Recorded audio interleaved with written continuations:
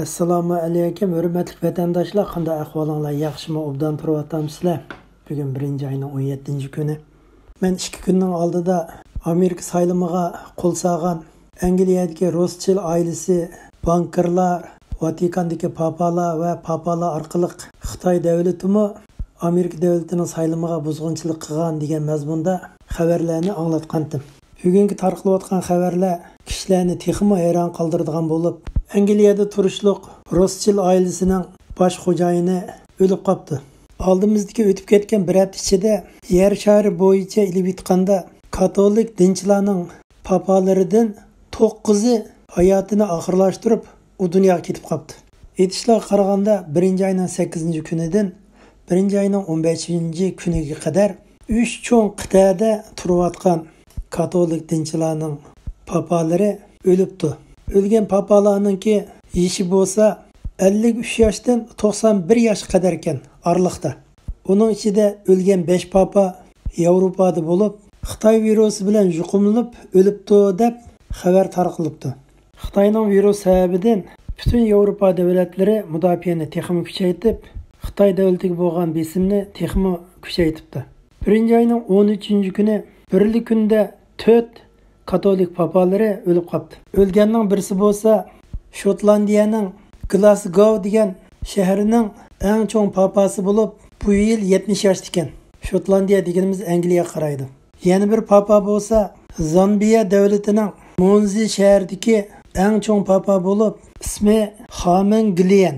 53 yoshida o'libdi.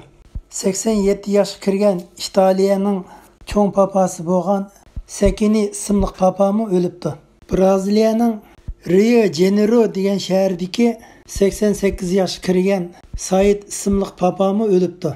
Bu ismi atalgan papalar aytishlarga qaraganda 2020 yildagi Rojdestvo diniy bayramidan keyin Xitoyning virusi yuqib qilib, davolanish unum bermay o'lib qopti. Lekin Shotlandiyadagi Glasgow degan shaharning papasi nima sababdan o'lib qolgan? Buni texi hozirgacha aniqlab topolmay yetibdi. Endi shu Xitoy virusi bilan o'lganda gumon qildiki. 1-oyning 12-kuni Kolumbiyadagi 74 yoshga kirgan Luis Adriano 74 yoshida o'libdi. 69 yoshga kirgan Castro Osvaldo 1-oyning 8-kuni Xitoy virusi sababidan o'libdi. Venezuela davlatidagi birinchi Xitoy virusi bilan o'lgan papa. 61 yoshga kirgan Rumuniyadagi bir popmi o'libdi. Polshadagi bir popmi o'libdi. Italiyaning yuqori darajalik papasi 91 yoshida 1-oyning 11-kuni o'lib qopti.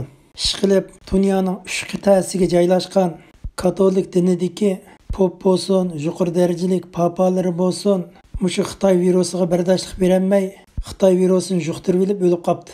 Men o'ylayman, bu xabarni Prezident Trump efendim anglasa ko'ngli intayin yerim bo'ldi.